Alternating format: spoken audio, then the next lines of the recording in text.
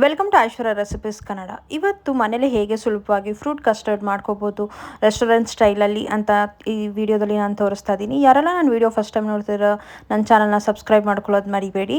So ಇದು ಮನೇಲಿ ಹೇಗೆ ಸುಲಭವಾಗಿ ಮಾಡೋದು ಅಂತ ಈ ವಿಡಿಯೋದಲ್ಲಿ ತೋರಿಸ್ತಿದ್ದೀನಿ. ಸ್ಟಾರ್ಟ್ ಮಾಡೋಣ ಬನ್ನಿ.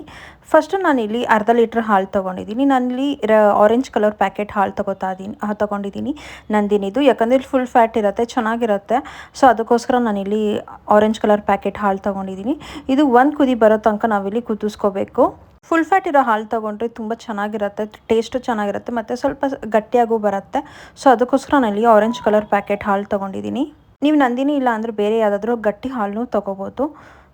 ಸೊ ಹಾಲು ಕುದಿಯೋ ಅಷ್ಟರಲ್ಲಿ ನಾನಿಲ್ಲಿ ಕಸ್ಟರ್ಡ್ ಪೌಡ್ರ್ ಹಾಕೋತಾ ಇದ್ದೀನಿ. ಒಂದು ಬೌಲ್ಗೆ ನಾನಿಲ್ಲಿ 2 ಟೇಬಲ್ ಸ್ಪೂನ್ ಆಗೋಷ್ಟು ನಾನಿಲ್ಲಿ ಕಸ್ಟರ್ಡ್ ಪೌಡ್ರ್ ಹಾಕಿ ಸ್ವಲ್ಪ ಹಾಲು ಹಾಕಿ ಇದನ್ನು ನಾನಿಲ್ಲಿ ಒಂಚೂರು ಗಂಟು ಬರ್ದಿರಂಗೆ ಈ ಥರ ನಾನಿಲ್ಲಿ ಮಿಕ್ಸ್ ಮಾಡ್ಕೊತಾ ಇದ್ದೀನಿ. ನಾವು ಸರಿ ಮಾಡ್ಕೋತೀವಲ್ಲ ಆ ಥರ ಇಲ್ಲಿ ನಾನು ಕಸ್ಟರ್ಡ್ ಪೌಡ್ರ್ ಹಾಕ್ಕೊಂಡು ಮಾಡ್ತಾ ಇದ್ದೀನಿ. ನಾನು ಇಲ್ಲಿ custard powder vanilla flavour custard ಪೌಡ್ರನ್ನ ಹಾಕ್ಕೊಂಡಿದ್ದೀನಿ. ಸೊ ಇಲ್ಲಿ ನೋಡ್ತಿದ್ದೀರಲ್ಲ ಆಲ್ಮೋಸ್ಟ್ ಒಂದು ಕುದಿ ಬರ್ತಾ ಇದೆ. ಸೊ ಈ ಥರ ಒಂದು ಉಕ್ಕು ಬಂದಾದಮೇಲೆ 1/4 ಕಪ್ ಆಗೋಷ್ಟು ಶುಗರ್ ಹಾಕೋಬೇಕು. ಇಲ್ಲಿ 1/4 ಕಪ್ ಅಷ್ಟು ಶುಗರ್ ಹಾಕ್ಕೊಂಡಿದ್ದೀನಿ. ಅದನ್ನು ನಾವು ಆವಾಗಲೇ ಮಾಡ್ಕೊಂಡಿದ್ವಲ್ಲ ಕಸ್ಟರ್ಡ್ದು ಸರಿ ಅದನ್ನು ಹಾಕೋತಾ ಇದ್ದೀನಿ.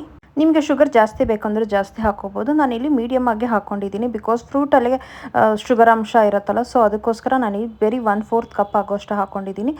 ಸೊ ಇದೆಲ್ಲ ಹಾಕೊಂಡಾದ್ಮೇಲೆ ಹಾಗೆ ನಾನಿಲ್ಲಿ ಸೌಟಲ್ಲಿ ಒಂದು ಸಲ ಮಿಕ್ಸ್ ಆಗೋ ಅಷ್ಟು ತಿರುಗಿಸಿ ಇದಾದಮೇಲೆ ನಾನಿಲ್ಲಿ ಸ್ಟವ್ ಆಫ್ ಮಾಡ್ತಾ ಇದ್ದೀನಿ. ಸೊ ಇದು ಕಂಪ್ಲೀಟ್ಲಿ ಕೂಲ್ ಆಗಬೇಕು. ಕೂಲಾಗಿ ನಾನಿಲ್ಲಿ 1 ಅವರ್ ರೆಫ್ರಿಜ್ರೇಟ್ ಮಾಡಾದಮೇಲೆ ನಾನೆಲ್ಲ ಬೇರೆ ಫ್ರೂಟ್ಸ್ ಎಲ್ಲ ಮಿಕ್ಸ್ ಮಾಡ್ಕೋತೀನಿ.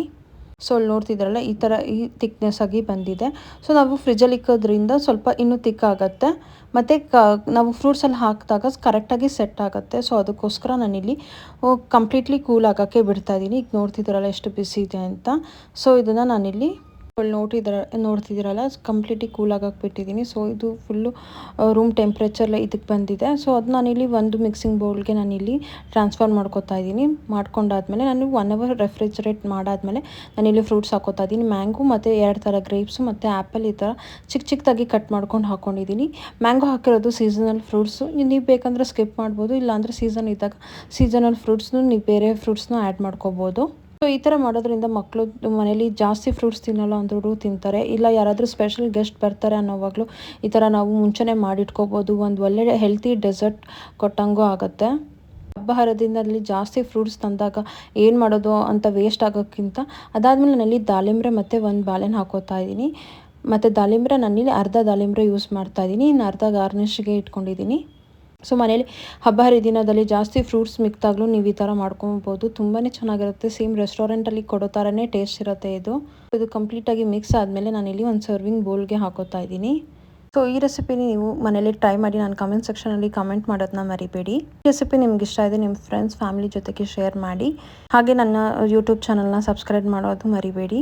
ಸೊ ಇಲ್ಲಿ ಕಂಪ್ಲೀಟ್ಲಿ ರೆಡಿ ಆಗಿದೆ. ಸೊ ನಾನಿಲ್ಲಿ ಸರ್ವಿಂಗ್ ಬೌಲಲ್ಲಿ ಹಾಕ್ಕೊಂಡಿದ್ದೀನಿ. ಇಲ್ಲಿ ನೋಡ್ತಿದ್ದೀರಲ್ಲ.